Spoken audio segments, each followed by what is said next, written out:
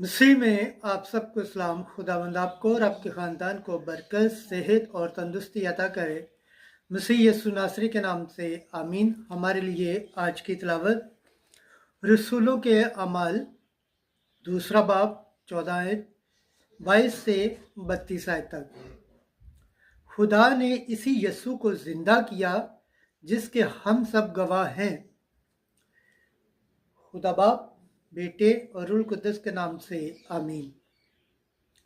उस वक्त पतरस ने उन 11 के साथ खड़े होकर अपनी आवाज़ बुलंद की और उनसे कहा, ए इस्राएली मर्दों, ये बातें सुनो कि यस्सु नासरी एक शख्स था जिसका खुदा की तरफ से होना उन मौजज़ों और अजीबात और करिश्मों से तुम पर साबित हुआ जो खुदा ने उसकी मार्फत तुम में दिखाए।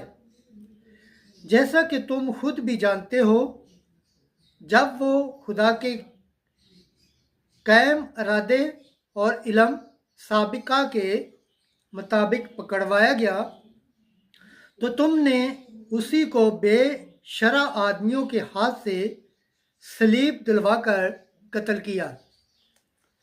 मगर खुदा ने मौत के दुखों से आज़ाद करके उसे ज़िंदा किया, क्योंकि मुमकिन न था कि वो उसके कब्ज़े में रहता। क्योंकि दाऊद उसके हक़ में कहता है कि मैं हर वक्त खुदावंद को अपनी निगाह में रखता रहा, क्योंकि वो मेरी दाहिनी तरफ है ताकि मैं जुम्मश न खाऊं। इसलिए मेरा दिल खुश और मेरी ज़ुबान शादमान है, बल्कि मेरा जिस्म भी अमन से रहा करेगा, क्योंकि तू मेरी जान को आलम असफल में ना छोड़ेगा और ना तू अपने मक़दस को सड़ने ही देगा।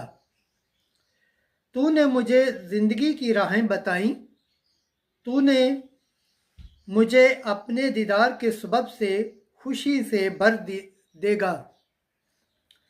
ऐ मर्दो भाइयों, मैं बुजुर्ग दीन दाऊद के हक़ में बेधड़क कह सकता हूँ कि वो मरा और दफन भी हुआ, और कि आज के दिन तक उसकी कब्र हमारे दरमियान मौजूद है।